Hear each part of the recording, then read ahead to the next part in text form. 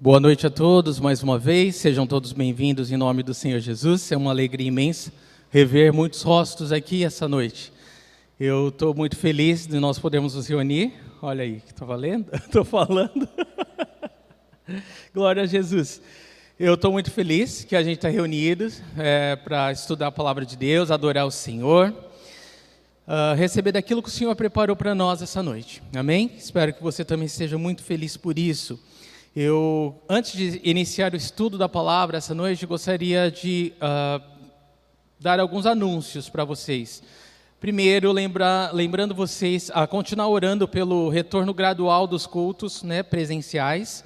Nós vamos continuar assim, cumprindo as normas de prevenção, e as inscrições para o culto presencial no domingo às 6 horas, ela ocorre pelo grupo Membros do Facebook. Então, se você tem o Facebook, você deve se inscrever lá. Se não tem, procura alguém que tenha para inscrever você, para ajudar a gente a ter uma noção de números, tá? Que a gente não pode exceder as 80 lugares, tá bom? Por enquanto, a gente ora esperando que esse número aumente cada vez mais.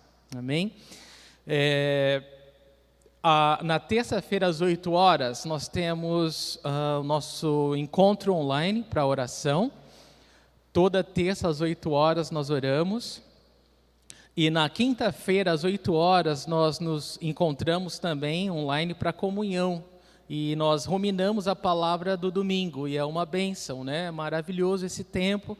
E todos vocês não são convidados, vocês são convocados, porque a bênção continua, Ela não para. Contribuições, as contribuições são feitas através do Banco Bradesco, agência 0537, conta corrente 120-124-7.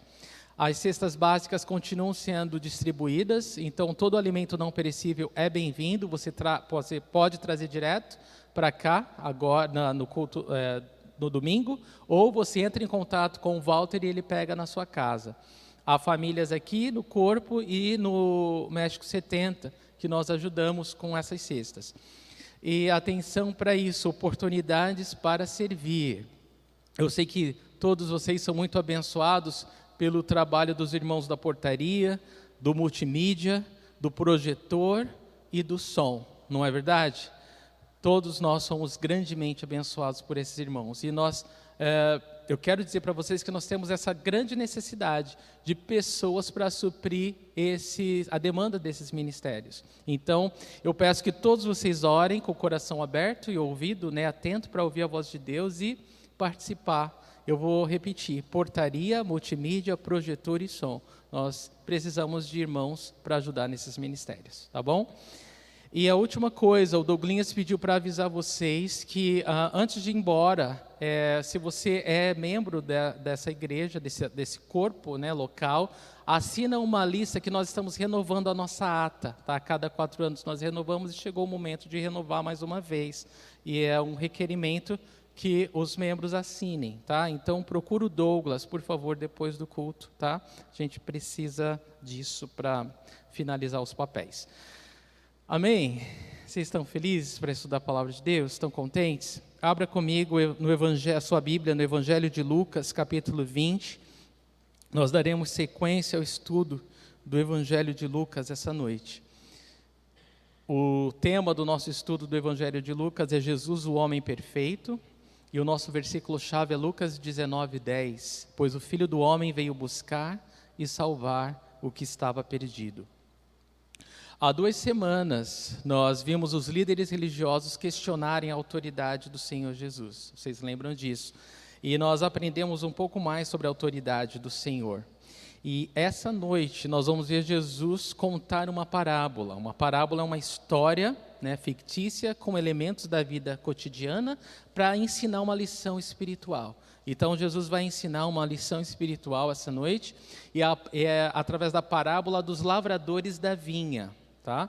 Então, através dessa parábola dos lavradores da vinha, Jesus ele vai falar sobre a rejeição do Filho de Deus pelo seu próprio povo. Então, ouvidos atentos para o que o Senhor tem para dizer para nós essa noite. Palavra Lucas, capítulo 20, versículos de 9 a 19.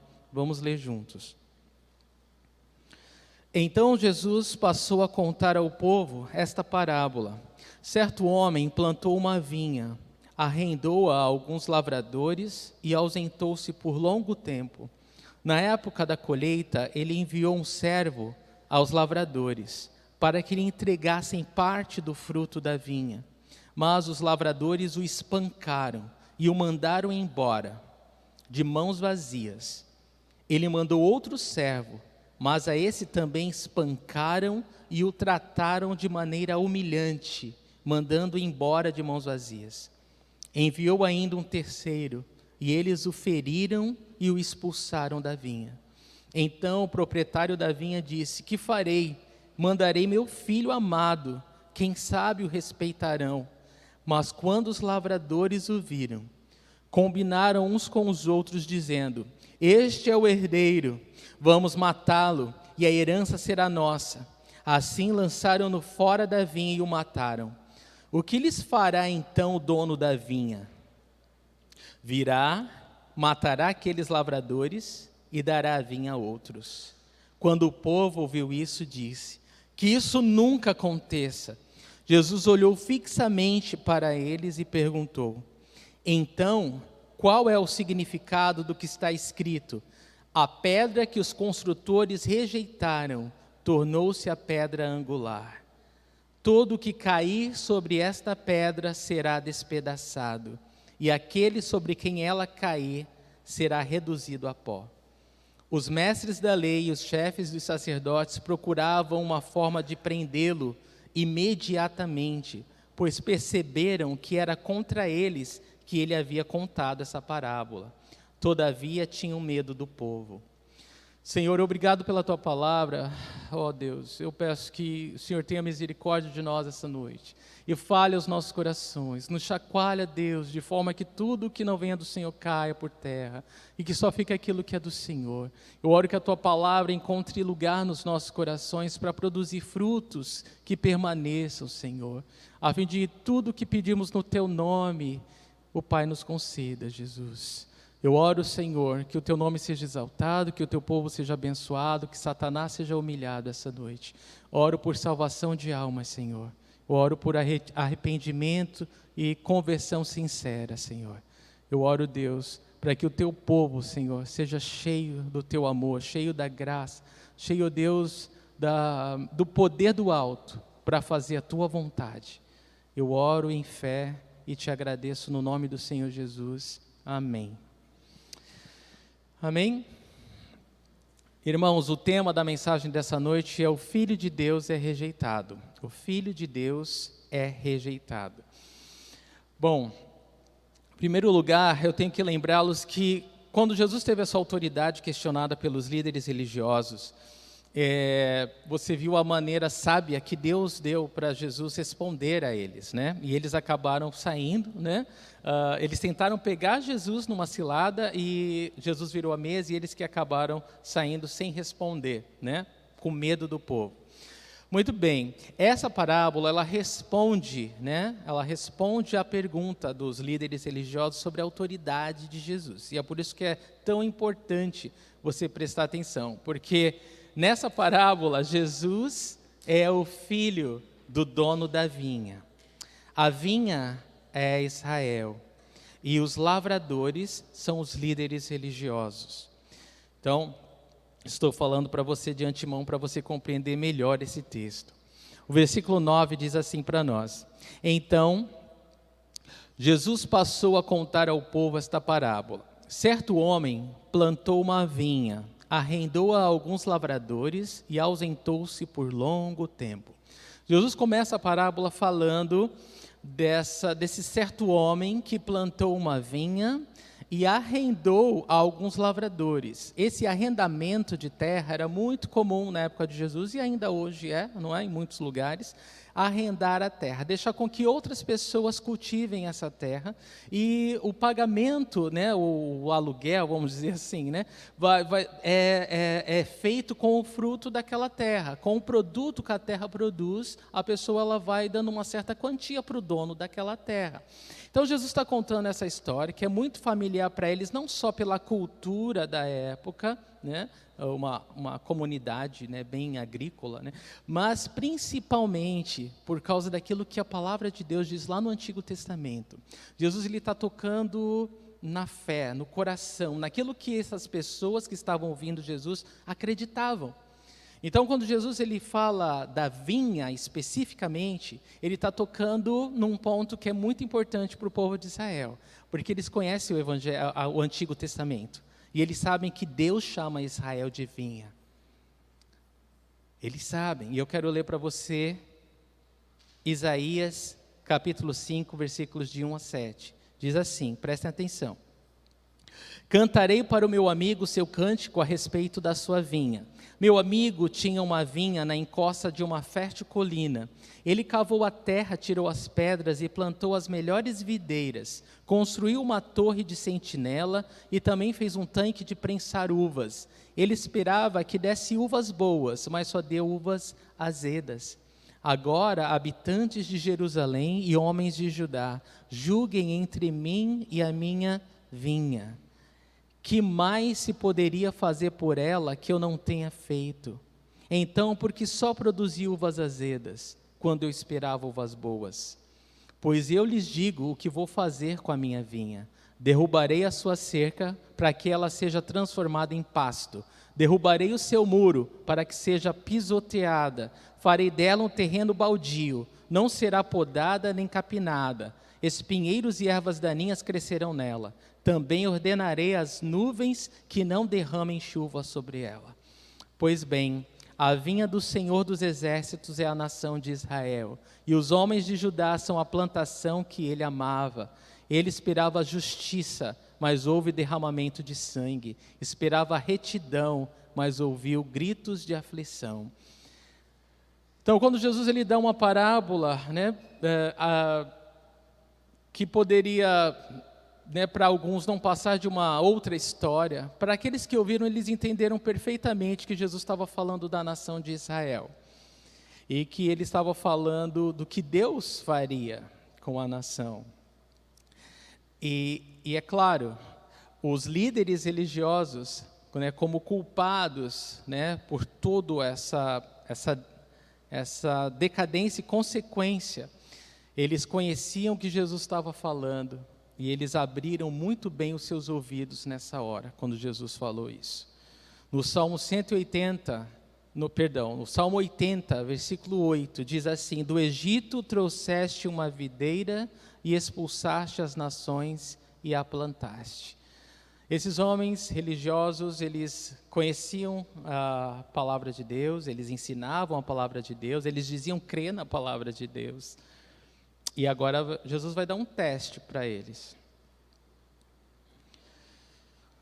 E o mais impressionante é, considerando a nação de Israel como uma vinha, abençoada por Deus, como Isaías fala, imagina uma nação que Deus fez surgir do nada, uma nação que Deus falou, uma terra, eu vou chamar essa terra de terra que emana leite e mel, uma nação abençoada, uma terra que Deus, que ali para todos os seus vizinhos, eles cobiçam essa terra, porque ela é uma terra abençoada. E Jesus, e a palavra de Deus nos fala que poucos se importaram, não deram valor para as bênçãos de Deus, não deram valor para as mãos de Deus sobre aquela terra, nem sequer reconheceram Deus como dono daquela terra, ignoraram o Senhor, menosprezaram o Senhor, e fizeram o que eles bem quiseram, como líderes daquela terra, daquele povo. Eles tinham uma responsabilidade maior diante de Deus, e por causa dele o povo se afastou de Deus, o povo se afastou da palavra de Deus, da vontade de Deus. Então eles sabiam que Jesus estava falando, eles sabiam qual era o ponto, né, a ferida que Jesus estava tocando nesse momento. Versículo 10. Na época da colheita, ele enviou um servo aos lavradores para que lhe entregassem parte do fruto da vinha. Mas os lavradores o espancaram e o mandaram embora de mãos vazias. Então Jesus continua essa parábola falando que esse homem que tinha essa vinha, que arrendou alguns lavradores para cultivar a terra, para cuidar da terra, se ausentou por um longo tempo. E talvez tenha dado a impressão de que tinha morrido, né? Não conta o que passou na cabeça dos lavradores. Mas o versículo 10 nos conta que, quando o dono daquela vinha mandou um servo para recolher o seu dinheiro, né? O fruto daquela vinha, a sua parte que lhe cabia da vinha, qual foi a resposta dos lavradores? O espancaram e o mandaram embora de mãos vazias. Então Jesus está contando essa história, está falando sobre aquilo que eles entendem bem, e está falando, olha, Deus mandou servo, e a resposta dos lavradores foi espancá-lo e mandá-lo embora de mãos vazias. Ou seja, nada de fruto, né? Nada de pagamento, nada de reconhecer que Deus era o dono daquela vinha. Do que Jesus está falando? Jesus está falando dos profetas que Deus enviou à nação de Israel. Profetas que vinham falar da palavra de Deus, da vontade de Deus para o povo. E o povo rejeitou e o povo matou. O povo não deu ouvidos para o que os profetas de Deus diziam. E o Senhor está falando. Deus mandou o seu servo, mas os lavradores, o dono da vinha mandou o seu servo e os lavradores o espancaram e o mandaram embora de mãos vazias. Mas acabou aí? Não. Ele continua. Ele fala o seguinte, no versículo 11. Ele mandou outro servo, mas a esse também espancaram e o trataram de maneira humilhante, mandando embora de mãos vazias. Eu quero que vocês percebam a paciência e a perseverança do dono da vinha. Talvez se fosse eu ou você, na primeira vez que eles espancassem o servo que você mandou, você já ia cirar e ia lá resolver você mesmo, né? E já ia fazer aquilo que a gente leu em Isaías capítulo 5. Você já ia, vamos acabar com a festa agora. Mas olha a paciência desse dono da vinha. Ele mandou outro servo. Quem sabe agora eles vão ouvir? Quem sabe agora eles vão fazer o que é certo? Nada disso. Diz aqui o versículo 11, que eles trataram esse de maneira humilhante, mandando embora também de mãos vazias. Irmãos, eu quero dizer para você, eu quero ler 2 versículos que a palavra de Deus fala o que o povo de Israel fez com os profetas que Deus mandou. Neemias 9, 26 diz assim: mas foram desobedientes e se rebelaram contra ti, deram as costas para a tua lei, mataram os teus profetas que os tinham advertido que se voltassem para ti, e te fizeram ofensas detestáveis. Jesus está contando a história de Israel nessa parábola. Jesus está falando da atitude que tem se repetido ao longo dos anos da história de Israel pelos líderes religiosos, desprezando os profetas de Deus. Jeremias 7, 25 fala que desde a época em que os seus antepassados saíram do Egito até o dia de hoje, preste atenção, eu lhes enviei os meus servos, os profetas, dia após dia. Deus, Ele nunca abandonou o seu povo. Ele nunca falou, vocês não me querem, tudo bem, vou ficar feliz assim, não. Deus, Ele perseverantemente, Ele enviou os seus profetas para que, dando à nação a oportunidade de se arrepender e se voltar para Ele. Irmãos, eu penso em nós, não é? Como nós somos abençoados por Deus. Tudo que temos, irmãos, vem de Deus. Cada dia que nós acordamos, abrimos nossos olhos, é uma bênção que nós estamos recebendo de Deus. Um novo dia para viver. Uma nova oportunidade para reconhecer a grandeza de Deus, a bondade de Deus, a fidelidade de Deus. Como Deus é paciente conosco, como Deus é bom conosco, como Deus é misericordioso, não é, com as nossas vidas. Porém, irmãos, muitas vezes, nós sabemos, né, há muitas pessoas que ainda que o Senhor envie seus servos para falar da grandeza, do amor, da misericórdia dele, as pessoas continuam tapando os ouvidos, continuam ignorando a existência de Deus, continuam desprezando os servos de Deus, não é? Infelizmente. Mas eu penso em nós que conhecemos o Senhor, que sabemos da grandeza e que nós devemos a Ele cada fôlego, não é? Nós sabemos disso. Nós sabemos que é tudo graça de Deus. Não mudou quando a gente conheceu a Deus, agora que a gente conhece Jesus e crê no Senhor, Deus nos deve. A impressão que dá é que essa é a atitude de muitos irmãos, né? Antes de conhecer o Senhor, as pessoas elas têm que reconhecer a Deus. Mas depois que nós conhecemos a Deus, a gente acha que agora Deus é o nosso devedor, né? Que, afinal de contas, eu acreditei, né, no sacrifício do filho dele na cruz. Tipo, eu fiz uma grande coisa, agora é Deus que me deve. E isso é tolice, né, irmãos? Isso não é assim que se pensa. É muito mais, nosso coração deve ser muito mais humilde agora, né? Muito mais, a gente deve reconhecer a misericórdia de Deus em se revelar para um pecador como eu. Muito mais agora eu reconheço a grandeza e a misericórdia de Deus. Antes eu era ignorante, mas agora eu conheço. Então eu tenho uma responsabilidade maior de gratidão, de louvor, de dedicação, de fé. E a gente muitas vezes ignora isso. Então essa parábola ela não fala para os incrédulos, ela fala para os que creem. É interessante a gente pensar nisso. A palavra de Deus ela foi feita para os que creem, porque os que não creem, ela não faz efeito nenhum. Mas ela foi feita para os que creem. Foi feita para mim, para você. E nós devemos gratidão a Deus, irmãos. E nós devemos, a cada dia, reconhecer que tudo que temos é pura graça de Deus. Pura graça de Deus. Amém? Então aqui Jesus ele toca na ferida, né, da ingratidão do povo, desprezando os profetas que Deus enviou.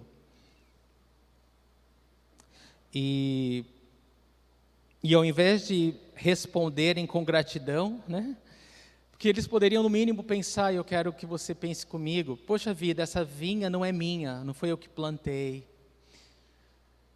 Eu só estou aqui porque, pela graça dele, ele me deixou cultivar para que eu possa ter o meu sustento. Essa deveria ser o raciocínio deles. Eu sou grato pelo dono dessa vinha. Eu sou grato. Deveria ter no mínimo um sentimento de gratidão. Mas eles roubaram o dono da vinha, não deram o que era devido, nem louvor, assim como é fácil de roubar de Deus o louvor, a glória, o reconhecimento da fidelidade dele, é muito fácil. E ignorar, né? Não viver para ele. Agora eu quero ler para você Mateus 23, 37, que fala assim, olha só que forte, Mateus 23, 37, Jerusalém, Jerusalém, Jesus falando com Israel, você que mata os profetas e apedreja os que lhes são enviados, quantas vezes eu quis reunir os seus filhos, como a galinha reúne os seus pintinhos debaixo das suas asas, mas vocês não quiseram.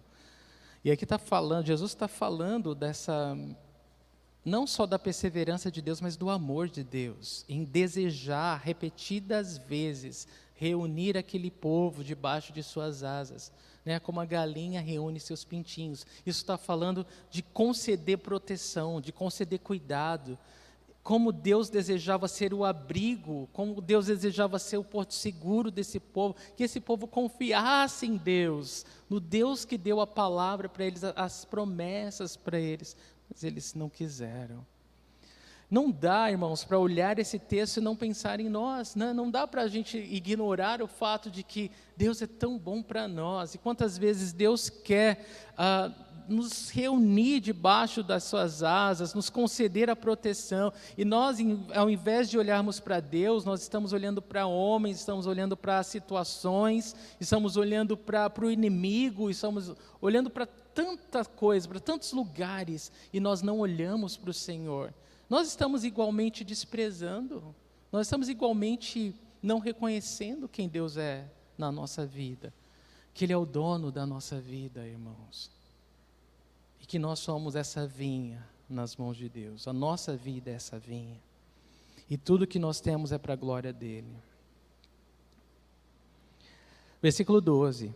Enviou ainda um terceiro, e eles o feriram e o expulsaram da vinha. Veja que a perseverança, o amor não acaba. Os lavradores, eles não compraram a vinha, eles espancaram os servos que foram enviados, eles estavam ali, né, por pura graça, e mesmo assim queriam roubar aquilo que não era deles, não reconhecendo, né, que tinha que devolver ao dono parte daquele fruto.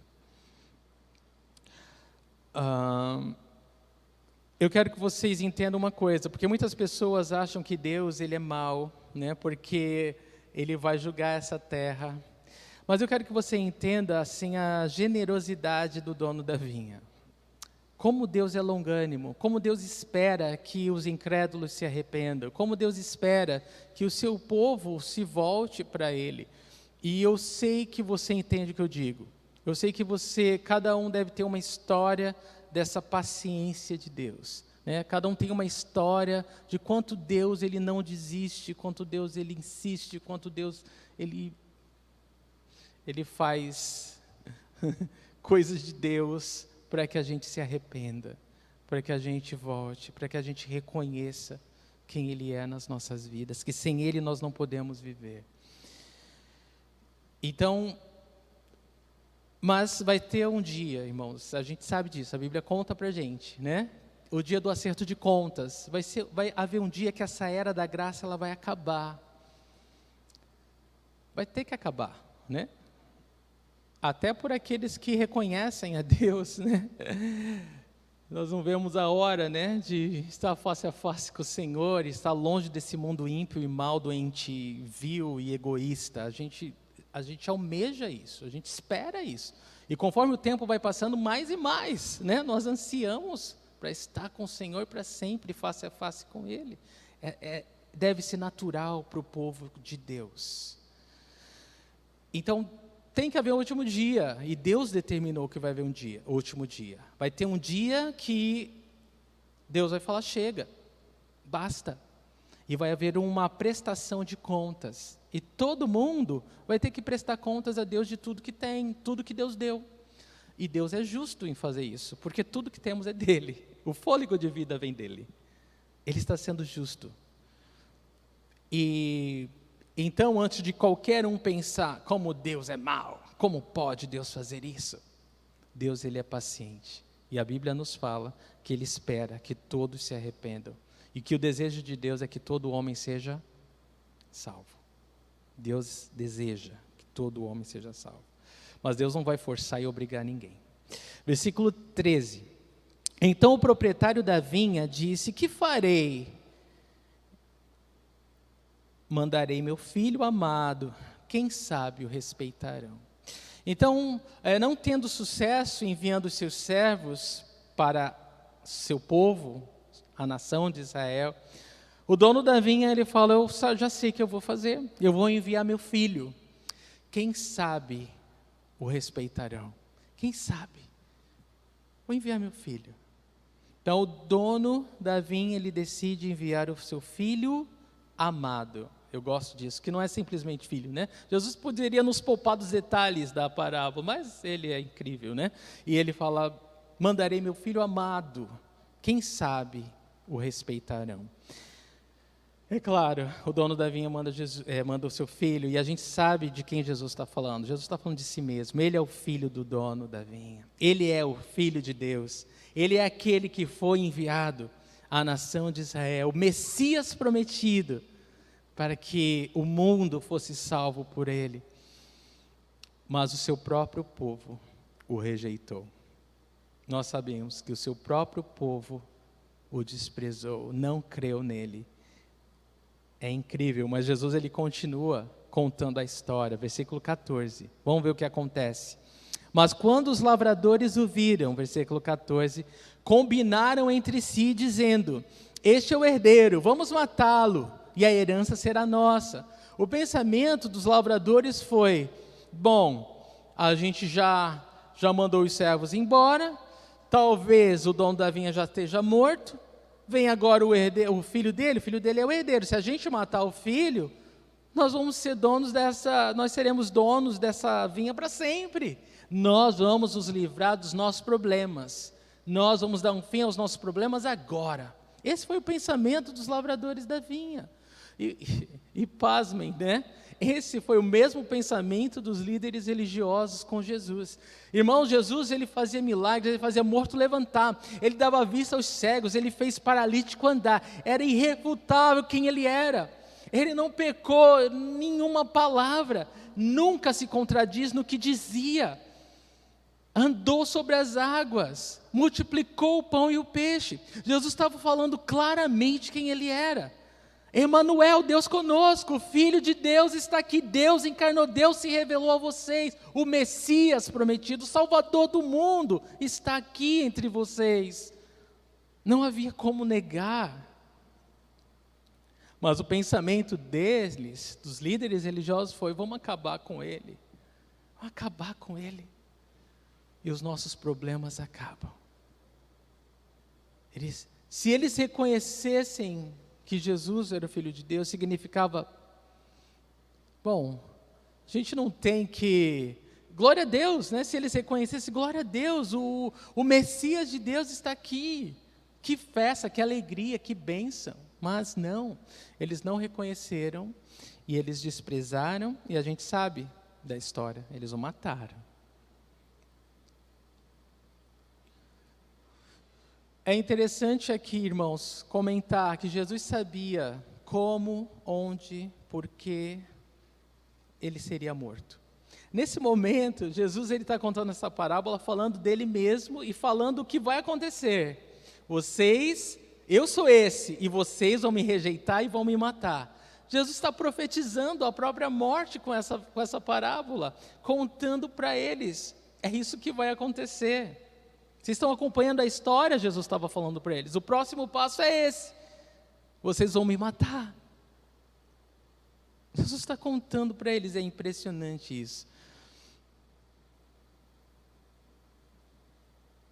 Eu quero ler para vocês João 11, de 48 a 53, que revela para nós o pensamento, nesse exato momento, dos líderes religiosos enquanto ouviam Jesus. Olha só: se o deixarmos, todos crerão nele, e então os romanos virão e tirarão tanto o nosso lugar como a nossa nação. Então deles, chamado Caifás, que naquele ano era o sumo sacerdote, tomou a palavra e disse: nada sabeis, não percebeis que vos é melhor que morra um homem pelo povo e que não pereça toda a nação? Ele não disse isso de si mesmo, mas sendo sumo sacerdote naquele ano, profetizou que Jesus morreria pela nação judaica. E não somente por aquela nação, mas também pelos filhos de Deus que estão espalhados, para reuni-los num povo. E daquele dia em diante resolveram tirar-lhe a vida. Eles sabiam o que Jesus estava falando e ainda assim não se arrependeram. E ainda assim estavam decididos de matar Jesus. Versículo 15. Assim lançaram-no fora da vinha e o mataram. O que lhes fará então o dono da vinha? Então no versículo 15 Jesus fala para eles o que vai acontecer. Eles vão levar o filho do dono da vinha para fora da vinha e vão matá-lo. Mas ele pergunta: o que lhes fará então o dono da vinha? E aí, qual vai ser a resposta do dono da vinha depois que matarem o filho dele? Agora, irmãos, mais do que nunca eles deviam abrir os ouvidos e falar: conta. Eu quero prestar atenção nisso. O que vai acontecer então agora, depois que o filho do dono da vinha é morto?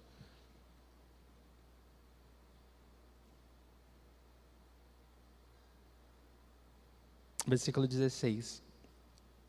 Virá, matará aqueles lavradores e dará a vinha a outros. Quando o povo viu isso, disse que isso nunca aconteça. A resposta é: o dono da vinha não vai deixar isso de qualquer jeito, ele não vai deixar barato, não vai deixar impune. Esse crime tem uma recompensa, uma consequência. Ele deixa claro isso: ele virá, matará os lavradores e dará a vinha a outros. Mas o povo, presta atenção, quando ouviu isso, disse que isso nunca aconteça. Esse que isso nunca aconteça é melhor traduzido por ele nunca fará isso. Ele nunca fará isso. O povo entendeu, mesmo ouvindo essa parábola, de que, para de brincadeira, isso nunca vai acontecer. Irmãos, eles estavam tão cegos e tão seguros em si, eles estavam tão cheios de si, eles estavam tão seguros no que eles tinham, que eles nunca pensaram que aquilo poderia ser tirado deles. Isso não é perigoso?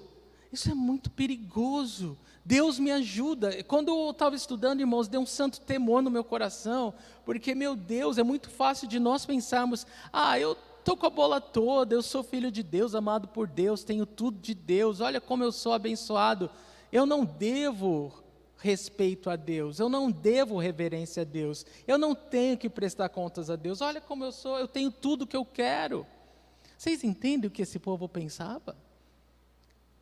Eles caíram e tropeçaram no próprio orgulho deles, e é isso que traz temor no nosso coração, irmãos, que às vezes a gente não sabe ser abençoado, não é?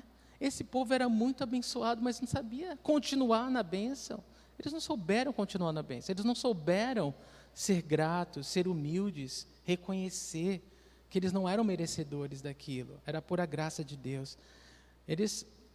A mentalidade deles, o coração deles isso nunca vai acontecer, isso nunca vai acontecer, Deus nunca vai tirar isso daqui da gente. Irmãos, vocês conhecem a história, né? Vocês sabem o que acontece um pouco depois, 40 anos depois, no ano 70 depois de Cristo, não sobrou pedra sobre pedra, casas, templo, tudo que era deles foi destruído. Os romanos invadiram e destruíram por causa de uma rebelião deles. Não sobrou nada, foi tudo arrancado, tudo tirado. Foram dispersos.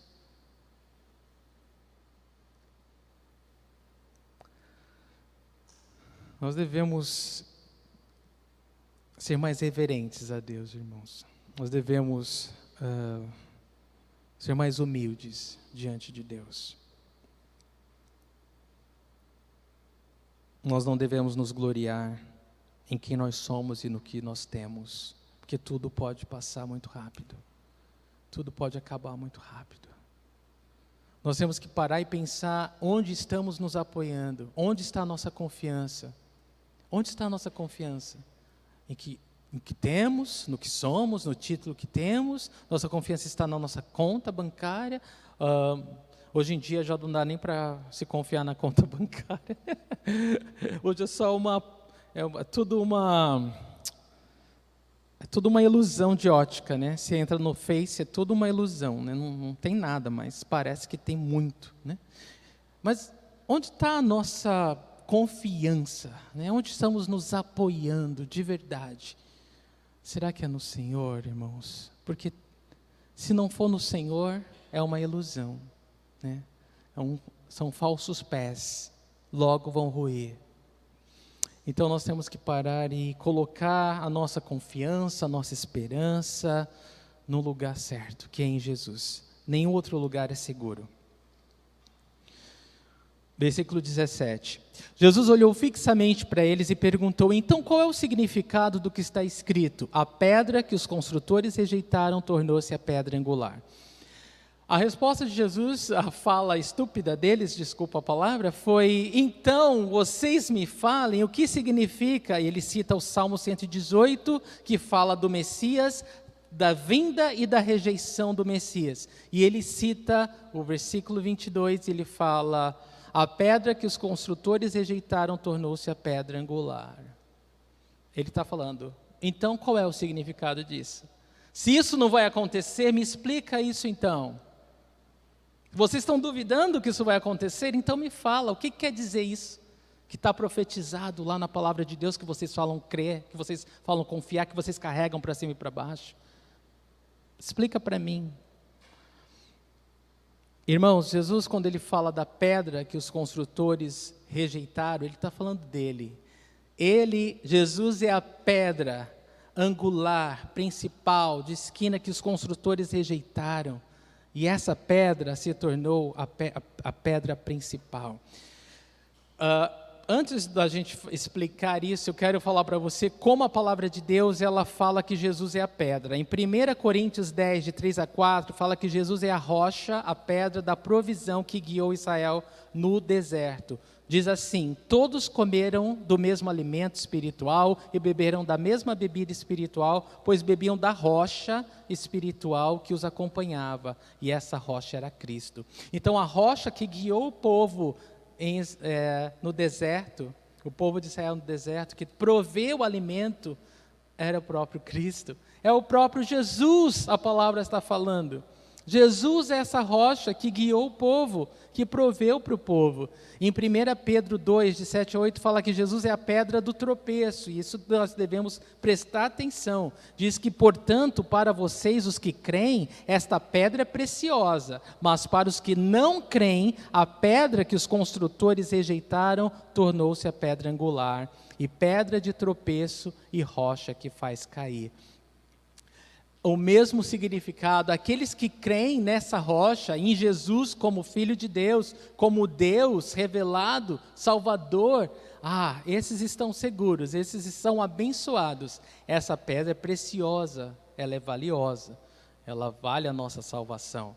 Agora, aqueles que rejeitam essa pedra, aqui está falando, essa pedra, ela é a principal. E aí eu vou explicar para vocês, só vou ler mais um versículo em Daniel 2, de 44 a 45, que fala da pedra que foi cortada sem mãos e esmagada entre os reinos do mundo. Esmagando os reinos do mundo. Diz assim, Daniel 2, 44 e 45. Na época desses reis, o Deus dos céus estabelecerá um reino que jamais será destruído, e que nunca será dominado por nenhum outro povo. Destruirá todos os reinos daqueles reis e os exterminará. Mas esse reino durará para sempre. Esse é o significado da visão da pedra que se soltou de uma montanha sem auxílio de mãos, pedra que esmigalhou o ferro, o bronze, o barro, a prata e o ouro. Todos esses elementos, ferro, bronze, barro, prata e ouro, fala dessa estátua que Daniel desvendou, que fala dos reinos dessa terra, que serão todos esmagados por essa pedra que é Jesus. O reino de Jesus não tem fim. Pois bem, a gente aprendeu que a palavra de Deus fala do Antigo ao Novo Testamento que Jesus é essa rocha, que Jesus é a pedra. Agora, eu quero falar para você o que significa pedra angular. A pedra angular era a pedra principal de uma edificação na antiguidade. Antes de edificar qualquer prédio, qualquer estrutura, era pensado primeiramente nessa pedra que ia moldar as outras. Essa pedra, ela poderia ser uma pedra de esquina, de canto, que sustentava as paredes, mas era a pedra principal, era a primeira pedra em qualquer edificação. E é por isso, e aí Jesus lá no Salmo já conta para nós, né? Olha como isso já estava profetizado lá atrás. Essa pedra principal foi rejeitada pelos construtores. E Jesus ele fala, eu sou a pedra que vocês estão rejeitando. Eu sou a pedra principal que vocês estão rejeitando.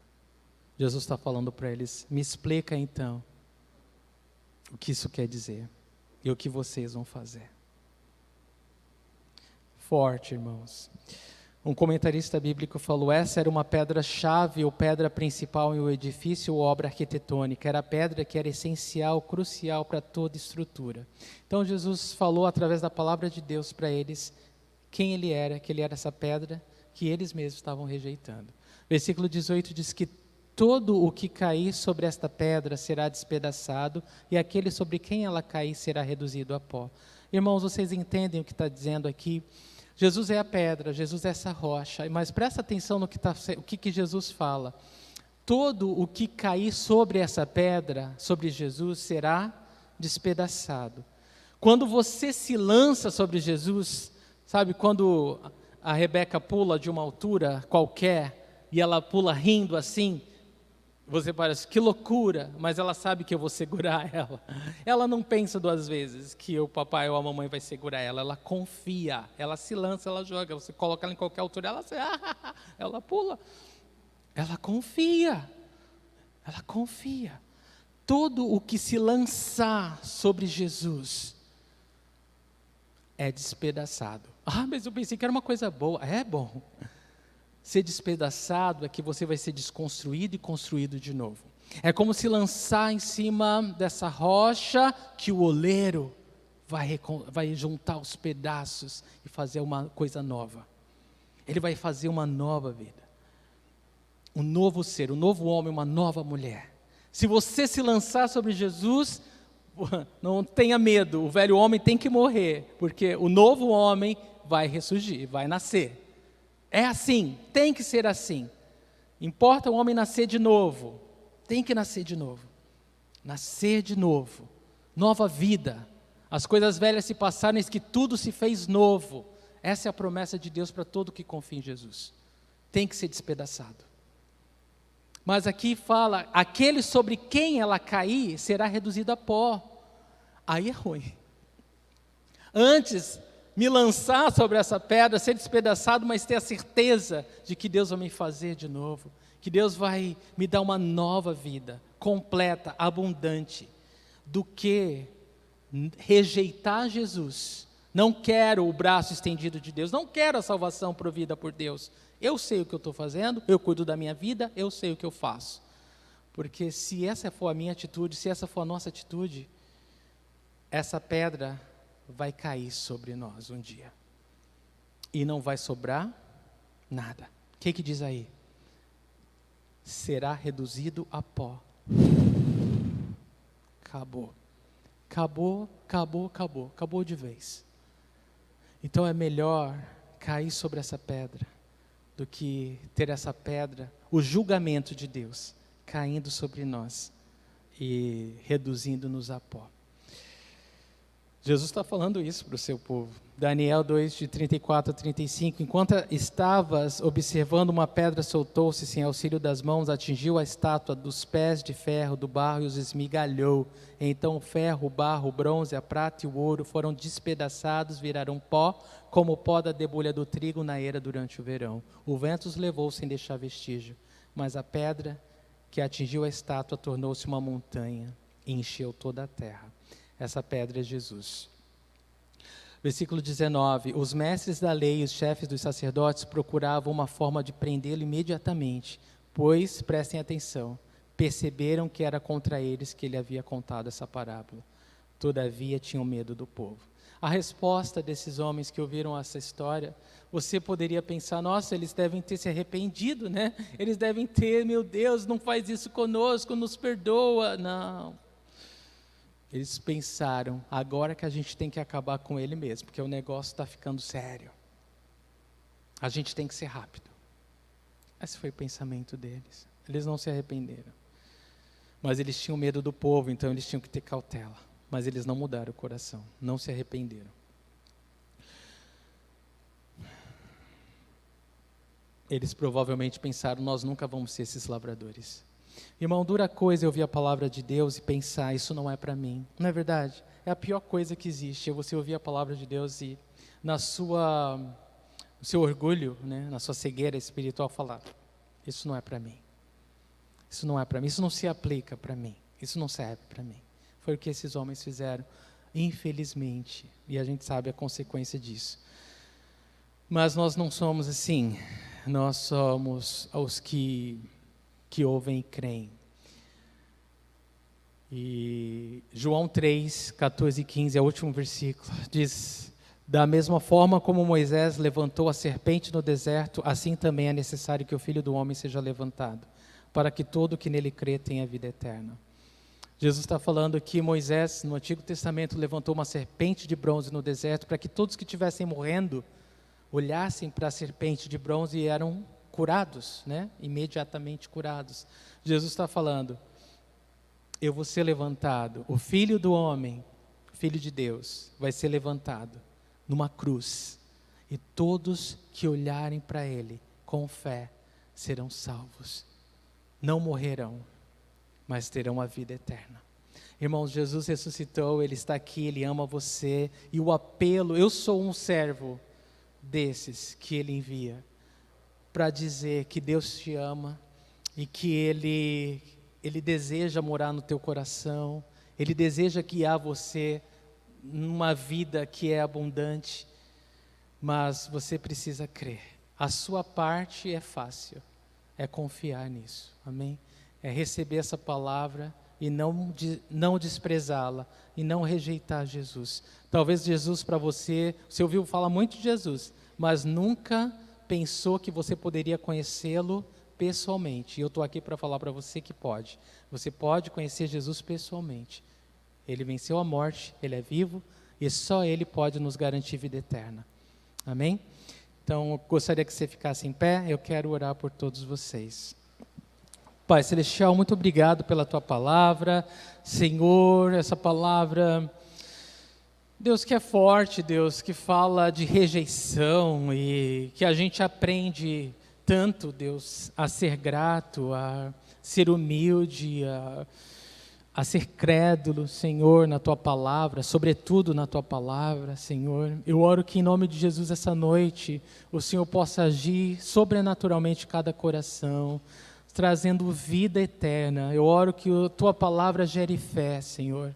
A fé vem pelo ouvir e ouvir da palavra de Deus, que a Tua palavra, que tem poder por si só, gere vida, fé nos corações, Senhor. Creiam que Jesus é vivo, é real, Ele não é só alguém que passou, um líder religioso, um profeta ou alguma coisa menos do que o Filho de Deus, menos do que Deus em carne, menos do que o Salvador do mundo, Senhor, o nosso Salvador pessoal, Senhor. Tu és essa rocha, Senhor, Tu és a rocha, Senhor. Queremos nos lançar diante de Ti essa noite, Senhor. Queremos, ó Deus, que o Senhor, ó Deus, nos complete a boa obra que o Senhor começou nas nossas vidas, Senhor. Queremos confiar em Ti até o fim, Jesus. Eu oro por todos que nos ouvem, presente aqui ou em casa, Senhor. Que o Senhor os toque, que Tua palavra poderosa suscite vida, Senhor, em seus corações. Eu oro em fé. E eu já Te agradeço, em nome do Senhor Jesus Cristo. Amém, Senhor.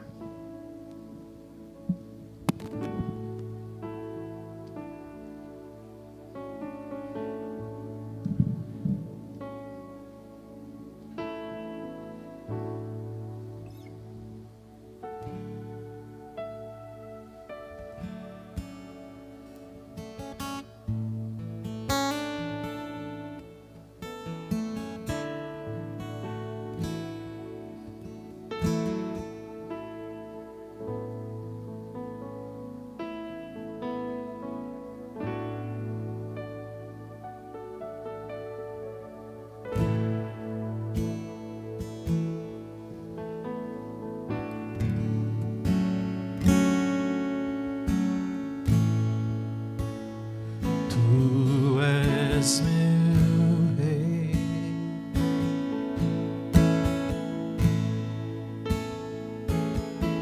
eu te amo, tu és meu rei,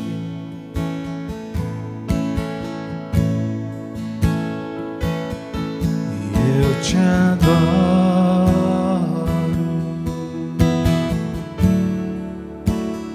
Diante de Ti estou e tudo que sou entrego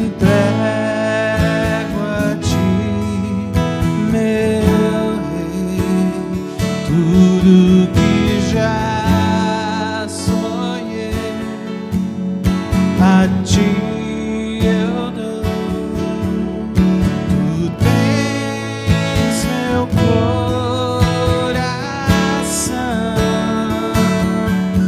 Eu te amo,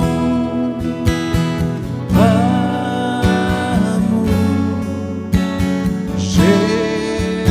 Jesus, eu te amo, amo.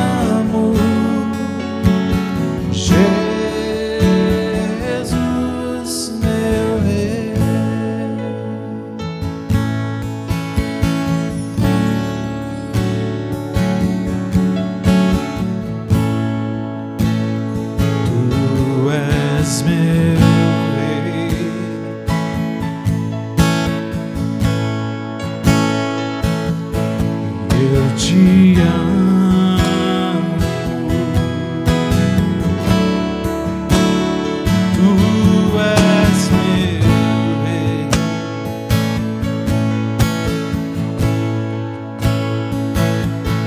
E eu te adoro. Diante de ti estou, e tudo que sou entrego a ti, meu rei. Tudo que já sonhei, a ti eu dou. Tu tens meu coração. Eu te amo, amo, Jesus. Eu te amo, amo, Jesus. Eu te amo, amo, Jesus, meu rei.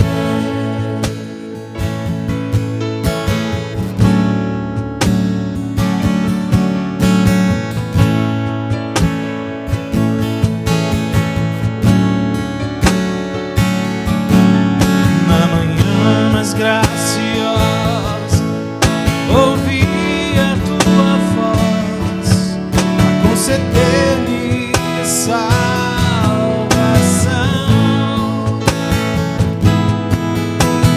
Mar de esperança, fonte inesgotável, tua graça e o teu perdão. És o rei que vem, és o rei que vem, és o rei que vem, e eu me prostro ante a ti. Nesse dia também és o rei que vem, és o rei que vem, és o rei que vem, e eu me prostro ante a ti.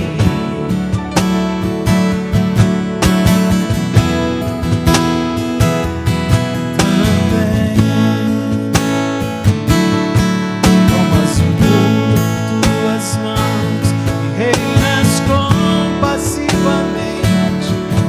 Teu reino é feito de amor. Deus tão majestoso, és um Pai tão paciente. Brilha em mim teu resplendor. Rei da compaixão, Rei da compaixão, eu te ofereço meu louvor. Levanto a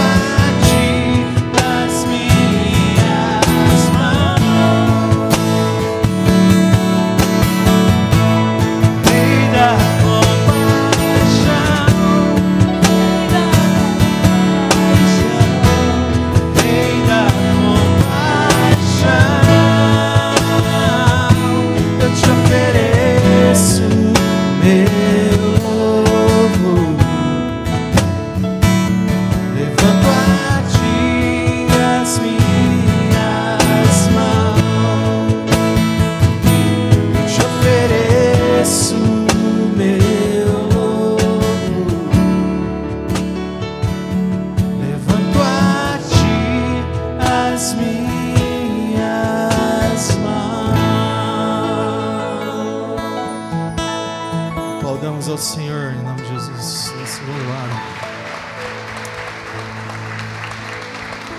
És o nosso Rei, Senhor.